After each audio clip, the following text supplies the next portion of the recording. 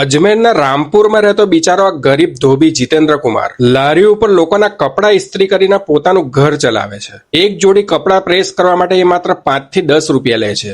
એટલે આખો દિવસ મહેનત કર્યા પછી પણ મોટાભાગે 500 થી 600 રૂપિયા જ કમાઈ શકે છે. અને જો કોઈ દિવસ વરસાદ આવી જાય અથવા હવામાન ખરાબ થયું હોય તો એટલું પણ કમાઈ નથી શકતો.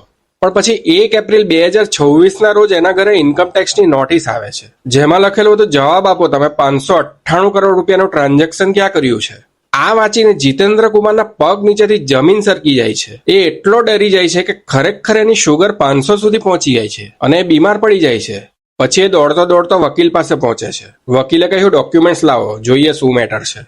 જ્યારે બધા કાગળો તપાસવામાં આવ્યા ત્યારે ખબર પડી કે એમાં પાન કાર્ડ જ ન હતું. પછી જીતેન્દ્ર કુમારને યાદ આવ્યું, અરે હા, મારું પાન કાર્ડ તો 2 વર્ષ પહેલા ખોવાઈ ગયું હતું. પછી વકીલે કહ્યું, તમારી આઈડેન્ટિટી ચોરી થઈ છે, કોઈએ તમારા પાન કાર્ડનો ગેરવપરાશ કર્યો છે. તપાસમાં ખબર પડી કે ગુજરાતના સુરતમાં જીતેન્દ્રના નામે એક બેંક એકાઉન્ટ ખોલવામાં આવ્યું છે અને એ જ પાન કાર્ડથી જીએસટી પણ લેવામાં આવ્યું. પછી મનન એન્ટરપ્રાઇઝ નામની કંપની ખોલવામાં આવી છે અને એ કંપની મારફતે જીતેન્દ્રના નામે 598 કરોડ રૂપિયાનું ટ્રાન્ઝેક્શન કરવામાં આવ્યું હતું. હવે વિચારો, બિચારો જીતેન્દ્ર કુમાર ગરીબ માણસ દિવસના 500-700 રૂપિયા પણ મુશ્કેલીથી કમાય છે. એ 598 કરોડનું ટ્રાન્ઝેક્શન ક્યાંથી કરવાનો? હાલમાં આ મામલે એફઆઈઆર નોંધાઈ છે અને સુરતની જે બેંકમાં આ એકાઉન્ટ ખોલવામાં આવ્યું હતું ત્યાંના મેનેજરની પણ પૂછપરછ ચાલી.